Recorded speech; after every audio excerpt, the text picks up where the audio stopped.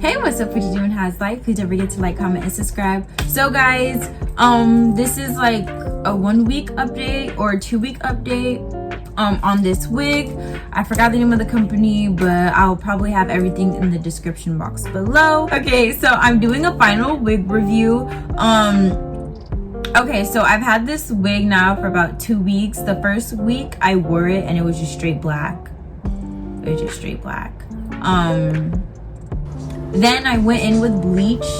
I literally used BW2 and 30 and 40 volume developer mixed together, y'all. I don't know what I was doing, but I was willing to do it to the wig because I didn't want to wear all black. And this is what I got. Okay, so let's talk about what I did here. I was trying to give, you know, the low light, highlight, blonde thing, and it's really giving dog. It's really giving Yorkie. It's really giving, why the hell did you do that? These were supposed to be way lighter than they are. This is, yeah, I did a horrible job. This isn't giving cute highlights at all. But this side, I don't know if I'm tripping or not. I feel like this side looks a bit better. But even then, it's really struggling. It's like really struggling. And I definitely regret doing it. At this point, I should just bleach the whole entire thing so it could just be lighter all over, because this look isn't working. It's really not. But anyway, because I bleached it, I have to kind of go easy on the ratings, because obviously bleaching hair damages it to some capacity. So I just wanted the flowiness of the wig. It's just,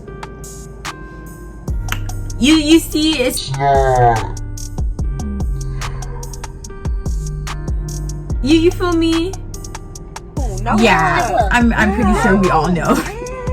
This is very stiff. I mean, not super stiff, but you know, like when you get a silk press, but they probably put too much oil. So, anywho, and it's giving very much short, because I was under the impression I was ordering 22 inches of hair. Yeah, y'all, I'm tall, but I'm not that tall. I'm 5'6", so